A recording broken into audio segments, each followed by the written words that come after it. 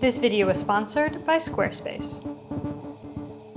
A couple of weeks ago, I made a video where I prototyped a bunch of different plate ideas, and I was particularly pleased with the results of one specific plate. So pleased, in fact, that I thought I would launch a small, limited run collection of these plates. And I thought it would be fun to bring you along with me so you can see exactly what goes into making pottery for sale.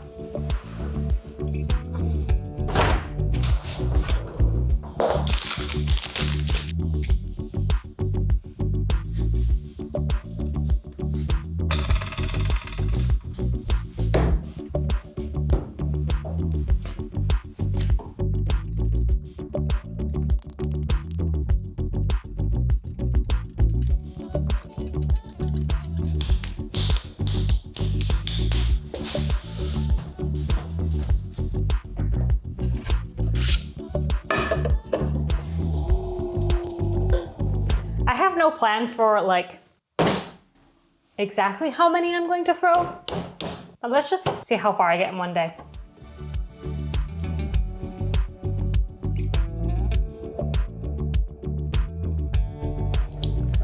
No, he's going to flop. He's definitely flopping. Okay, let's try that again.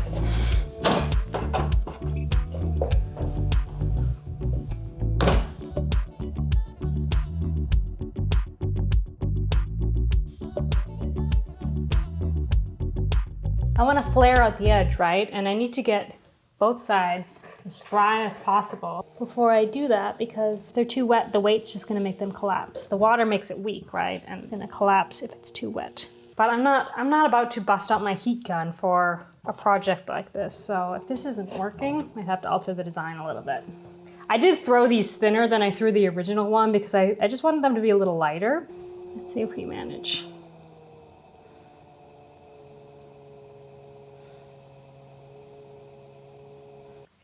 That's not gonna flop this time, I feel like.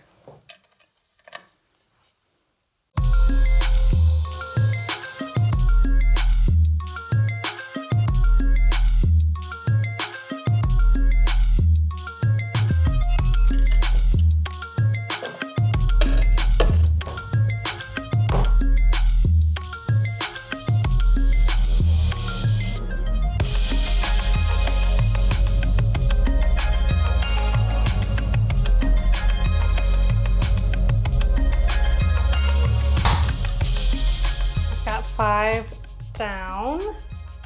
It's our little flopped one. I'm wondering if I can get through this stack of bats today.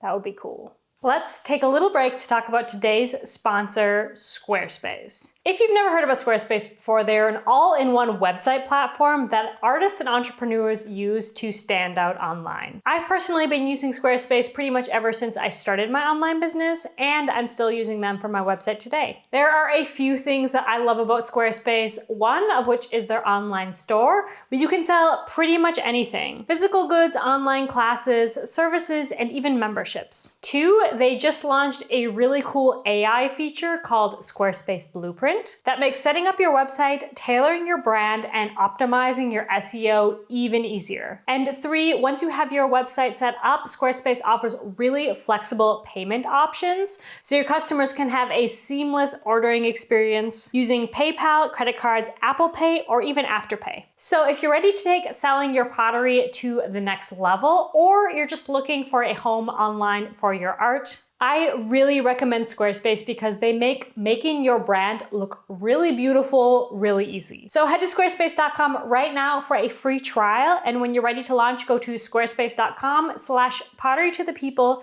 for 10% off your very first website or domain. Now let's get back to the video.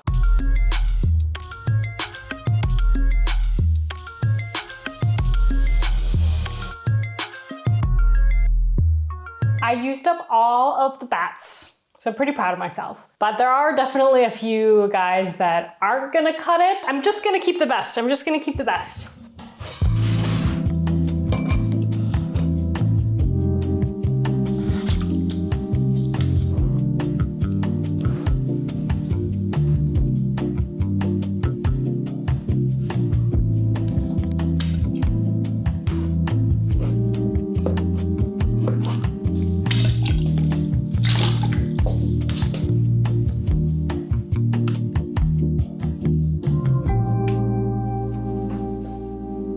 It's humid in here.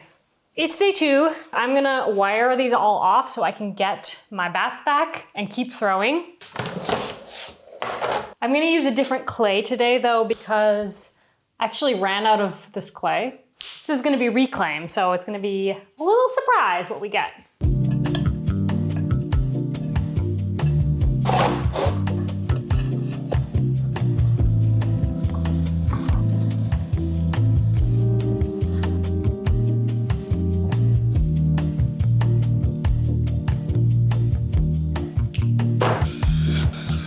If you're new to pottery, you should know that there's basically no such thing as wasted clay up until you fire it. Once you fire it, it can't go back. But all of this wasted clay here, can be recycled through a process called reclaiming, and that's going to make brand new clay. And this is actually the clay that we're throwing with today, reclaimed clay.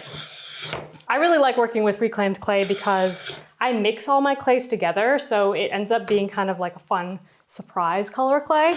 Can be a little unpredictable to work with though.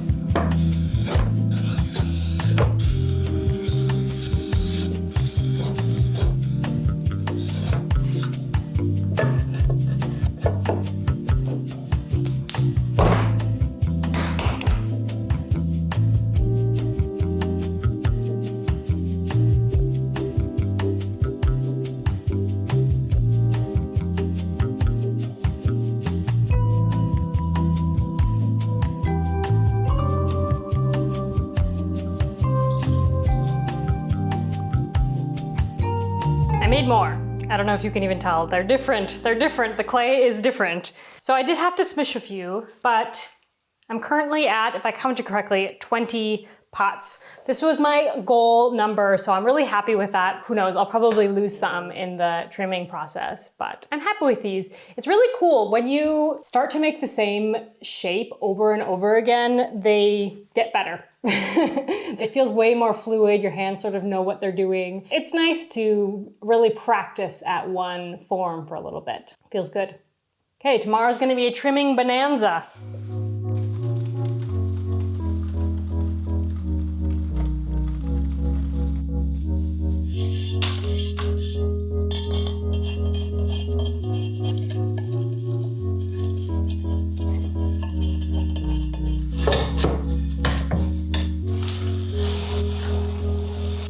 So I have to admit that I did have something of an ulterior motive for creating this collection.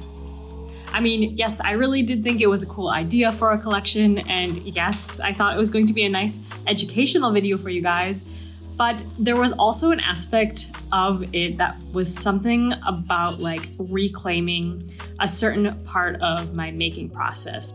With all that goes into my work now, there just really isn't a lot of time that I just get to sit down in my studio and make whatever. There is a lot that goes into the business side of my work. Beyond this channel, you know, I have another YouTube channel. I also have a pottery tools business on the side, and just a lot of things that I'm up to.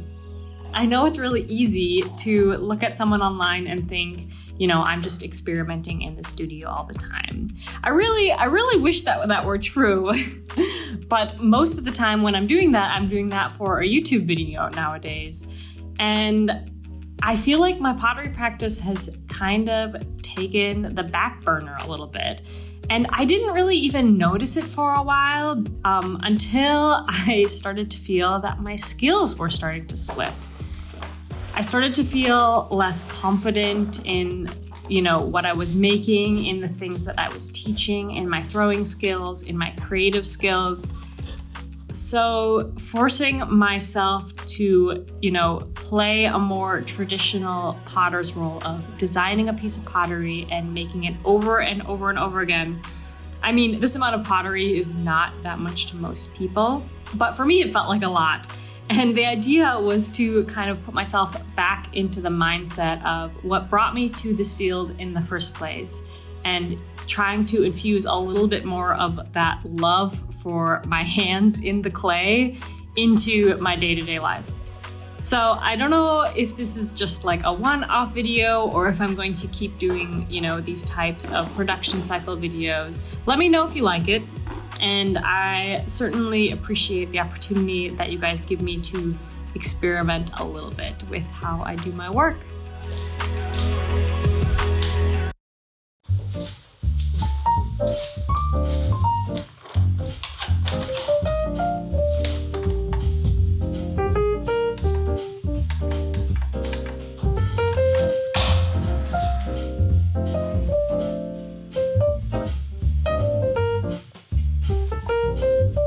I was trying to figure out what colors to glaze these pieces, and I think like definitely I'm gonna include some with the blue, the original blue. And then I thought white, because white is classic and you really can't go wrong with white. I sort of had a vision for like a sky blue or like periwinkle blue.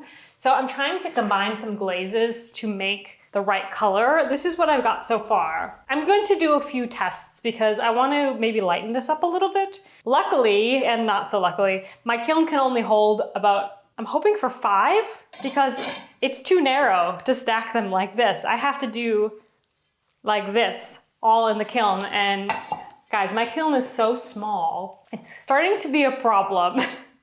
So I need to figure out a solution for that at some point. So I'm going to have to do many firings, which is annoying and incredibly inefficient, but at the same time, I can at least do more tests. So this first kiln, I'm going to do mostly blue, and then I'm going to do a few tests in there. That way I don't have to risk it on a whole kiln full of pots. I feel like 3 colors is nice.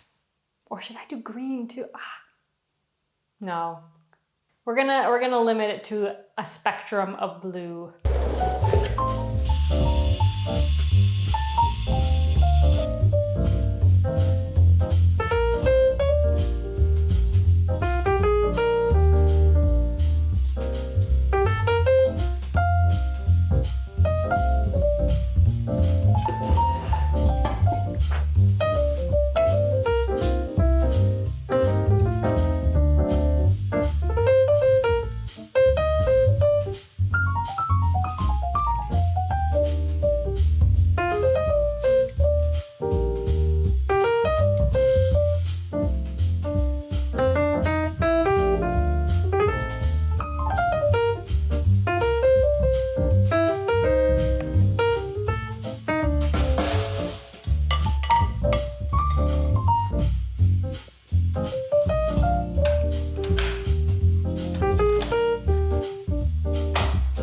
Mid-firing check-in. I wanted to give you guys an update on how the firing is going. So I have the last bisque firing right now. It's taken me 3 total bisques to get through all of the pots I threw, and after this firing, which should finish later today, I can unload it tomorrow. And then I did a few final firings. So some of them turned out really lovely. This one's awesome. This one's really nice. And then some of them turned out not so good. This was the first firing I did, and this glaze is just really fiddly. He's a little bit green. He's, it's supposed to look like this. And what I realized is it's really just about the thickness of the glaze application. I'm also okay with like a little bit more brown on the edges, but there needs to be some element of blue, and I did lose probably 2 pots to that because this was all one firing. Thinking about trying to reglaze them, I don't like to do that, but it might be worth a try because I have another issue, which is pinholing. I've got some pinholes on this glaze, is it 2? 3. 3 of these that the glaze turned out fine except for the pinholes, which really sucks. So I'm definitely going to at least try like on one, I'll try and refire it and see how it goes, and if it goes well, we will do it again. But it's too many pots to lose, and I'm curious what happens. So I will try that. The good news, however, is this white one. So I did one test of the white one so far, and I just freaking love it. With all the grief that this blue glaze gives me, the white glaze is just like stable. Can't go wrong with my white glaze. And I really like how it looks with the reclaim. It's like, you see how it's like breaking a little bit at the edges? That's because it's reclaim, and I'm really happy about that. I think it looks beautiful. And then we did some glaze tests. So I think this is going to be the one I'm gonna go for. I'm calling this sky blue. These 3 colors together will look really, really nice. So that's my plan. I have 11 more pots to go through, which is probably 3 more kilns because I can fit 4 to 5 in each kiln. Was this a good idea to make such giant pieces that fit so inefficiently in my kiln? No, it was not. I don't know why I didn't consider this, but this is really an important aspect of producing a collection is the efficiency. So that's something to consider. I think I'm gonna check in again when everything's done firing. So I'll see you then.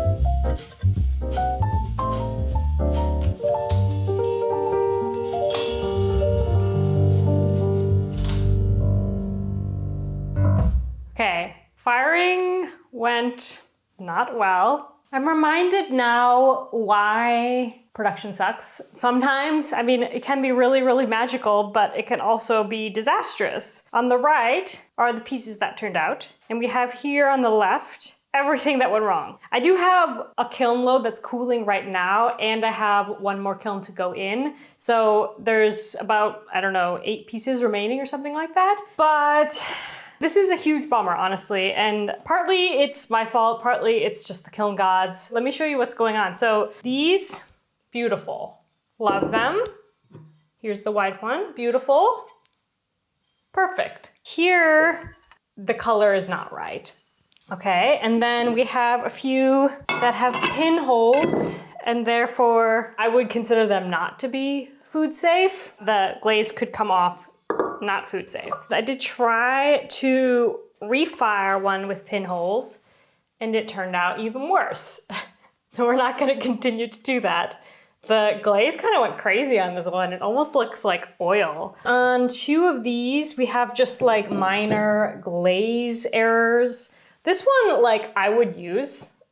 Basically some kiln wash just stuck to the bottom. That's a big unfortunate one because this is otherwise beautiful. And then these two are really my fault, or rather the fault of the reclaim that I was using is we got some bloating going on. You see these warts in the clay itself, like it's really bad on this one. Like, I love this color, it's beautiful. Basically what happens is that the kiln temperature gets too high for the clay itself, and then the clay starts to burn off, which produces these vapors. The vapors are trapped within the clay, and it just makes these warts. Everything that is left in the kiln or left waiting to be in the kiln is this reclaim. So reclaim turned out really well on this one, my sample, but not too well on these 2. So I don't know, we're just gonna have to wait and see. This really was a hard one. I'm really torn about what to do. Like, obviously the non-food safe ones, the ones that are trash, these 3 are gonna go into my shards bin. I'm going to do something with a bunch of my shards soon. These ones with the warts, I could sell them as seconds. I could gift them. These ones I think are fine. They're just wrong color. So I definitely think I can sell these as seconds. There's like a spectrum of seconds, right? And at what point do you say, this is trash?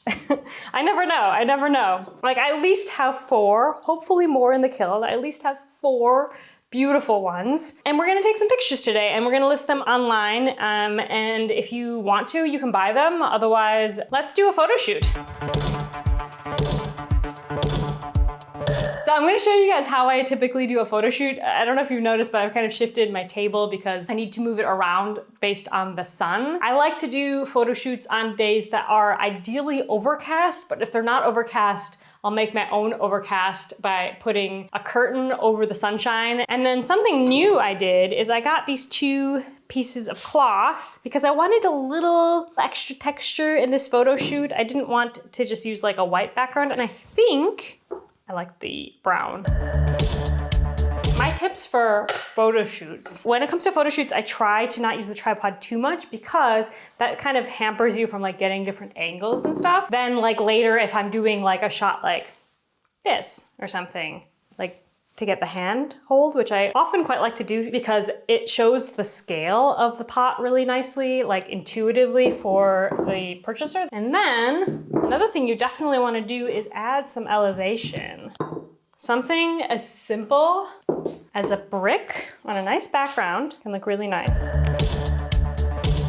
I used to shoot in like different locations. Like I used to go outside to shoot. I tried like shooting in my kitchen once to show like the piece in use. But honestly, I really like to shoot in my studio. Not only is the lighting really nice and it sort of matches the lighting that's in all my videos, so it's like on brand, but also I just think it looks nice like to show it in the space that it was made. Obviously you want some wide angle ones where it shows the whole piece, but also you want close-up ones. And then you have to realize that everything looks completely different through the camera lens than how it looks in reality. And then I also think it looks completely different when you uploaded it into your computer as well.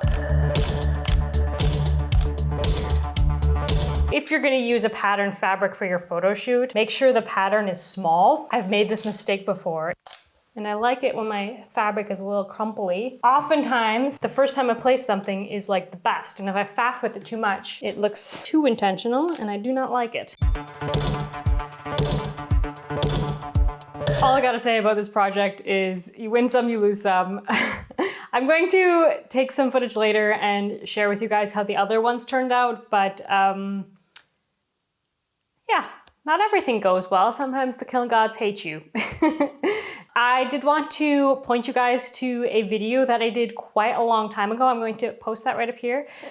This is the video that goes into more of the mechanics of how I do a shop update. So in that video, I cover exactly how I make my web shop listings, like how I do inventory, how I organize everything. That's all going to be in that video. And then here's the video where I actually designed these plates. So if you're curious about how I go through more of the design process, I'll link that right here. See you guys in those videos, and until next week, bye friends.